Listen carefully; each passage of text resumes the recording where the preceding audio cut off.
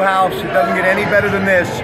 We have got Westminster and Geneva on a really cold night here in western Pennsylvania. And let me set the scene. Other than what you just saw on the hardwood, you got a number of rooftops that are covered with snow, smoke billowing from the chimneys, and of course these houses that were built in some cases hundreds of years ago in the great community of Beaver Falls that are so close together that you just have to know your neighbors. Such a rich history here at this wonderful place of academia, and they just continue to take huge strides forward. And the best thing was all of the young students that are getting their faith and their faith-based education together, walking around campus here tonight, and many coming to watch this great basketball game. So let's head over now and get caught up with Coach Gino DeMarco and talk a little Steelers football and NFL with your Pratte Pack tonight on the campus of Geneva College in Beaver Falls.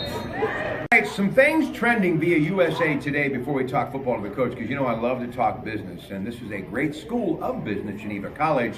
How about Tim Cook, CEO of the Apple Corporation? Earlier today, I was up in Chippewa getting an accessory for my AT&T phone.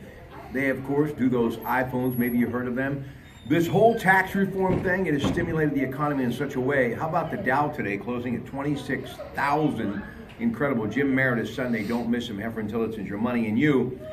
But Apple has announced a second corporate headquarters. They all, are you ready? Employ 20,000 more jobs over the next 5 years. Where it will be, no one knows. And they're also going to pay $38 billion in taxes from profits made overseas. They're bringing all that money from over there, offshore, back to this country. So I salute you, Mr. Cook, and I salute the Apple Corporation. And that is exciting news for those of us who love business. But let's talk about business school, because, you know, you get the bachelor's degree in business, and when you get it from Geneva, that's a good thing, Coach. Well, we've had a nationally accredited program here. I've been fortunate to teach in it for 25 years, and the department chairs over the years have done such a great job of trying to attract quality faculty that actually have been in business. So they just didn't come right out of school, but they've made money, they've lost money, they understand how it works. And we've also had an MBA program that's nationally accredited. So the newest program that we've had, and we started last year in our business program, is what's called a 3+1, where a young man or young lady can come to Geneva and within 4 years get an MBA, and that is big. That's real big. So it's actually helped us in recruiting. Well, speaking of recruiting, the Steelers are going to be recruiting a new offensive coordinator. Todd Haley is no longer. There had to be a fall guy, but he had a tremendous success record here in Pittsburgh. The former head man with the KC Chiefs from Upper St. Clair. I wish him well, but you're not shocked, are you? No, I was at the game on Sunday, and I wasn't shocked at all.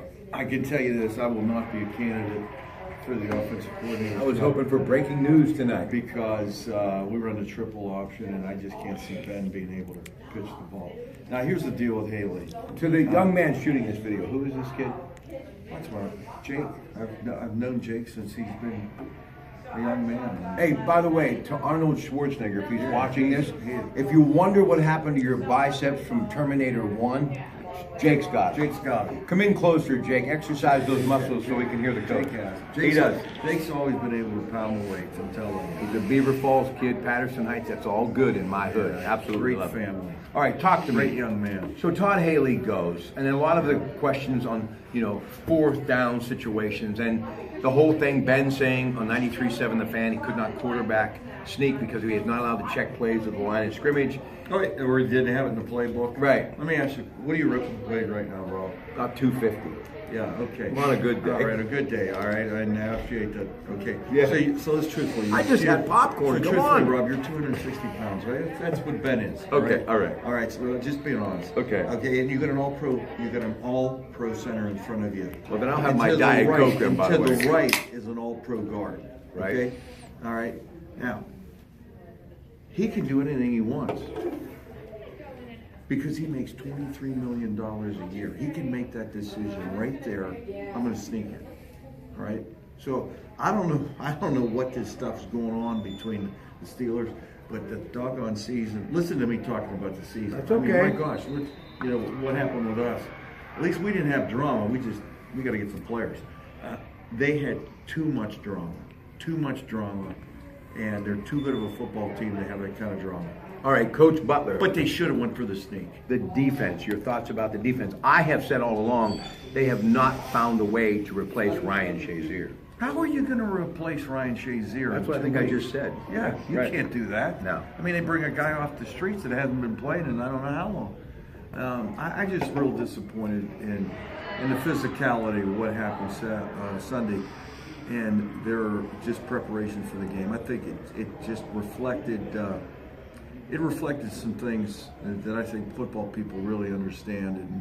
And anytime you play anyone, you have to, number one, respect the opponent, and you got to play like they're the New England Patriots. All right, the possible replacement for Todd Haley. A lot of folks saying Mike Munchak, offensive line coach, former head coach, Tennessee, a great NFL player, a great college football player, saying maybe a possibility. He was invited to come back for a second interview with Arizona. He declined it. Now they're also saying, according to the Sporting News, and Alex Marvez, that a guy by the name of Randy Fichtner, who happens to be Ben's coach, the quarterback coach, could get promoted. So this is going to be a crucial decision for them. And I even thought, Bruce Arians, who Ben didn't want to leave, has since retired from Arizona, maybe, but probably somebody within, wouldn't you think? Oh, it's going to happen, yeah. And Randy Fichtner's great football coach. Mike Munchak is probably one of the best coaches in the NFL. If you talk to guys that know him, played against him, I mean, that's why, that's why people want him as a head coach. But I think having both of those guys with more input, and it comes down to this. Number 7 is still going to be around for 3 years, right? Mm-hmm. It buys the Steelers 3 years of time to find out what's their most important need. Is it going to be, do we need to replace Shazier? Or do we need to draft someone next year or this year that's going to be number 7's replacer?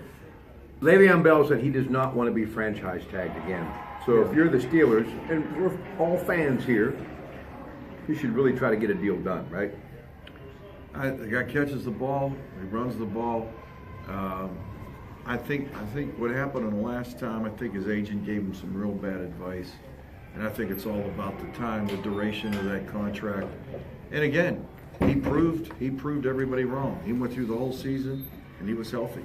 Now listen, I had popcorn here tonight, the greatest refreshment stand on the planet. They got hot dogs, they got soft pretzels, but you got this great basketball game, student athletes, wonderful basketball between these wonderful young ladies from Geneva and Westminster. Last I heard, the hometown team was leading. But boy, this is just a feel-good atmosphere, isn't it? Well, you wait till 7:15 when the men play, because I think there's going to be some excitement in this gym. Anytime we play the people from up north, it happens. In anything. Not as exciting as the last time, hopefully. No. Good. I mean, yeah, we had an exciting game. That's okay. It's all good. It's all good. All right, now listen, we're going to take a short break, come back, talk NFL, getting ready for the NFC and AFC championship games this weekend. So please stay with us. And by the way, we'll be back at the Brighton Hot Dog Shop in Beaver next week, and I'll have my wedding suit.